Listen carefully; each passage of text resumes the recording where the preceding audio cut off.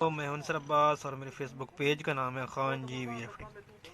دوستوں اگر آپ کے انویٹر میں پاس ورڈ لگ جاتا ہے، پتہ نہیں آپ کو پاس ورڈ کیسے کھولنا ہے، آپ پروگرام کا بٹن دباتے ہیں، یہ 5 0 آ جاتی ہیں اور کوئی سیٹنگ بھی نہیں آتی، آپ کو کوڈ نہیں پتہ، آپ نے کوڈ لگایا ہے، آپ کو بھول گیا ہے یا کسی کاریگر نے لگایا، آپ کیسے کھولیں؟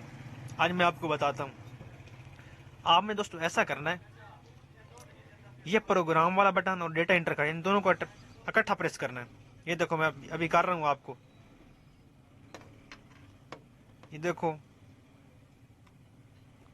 یہ دیکھو، یہ ایک سیٹنگ کھول گئی۔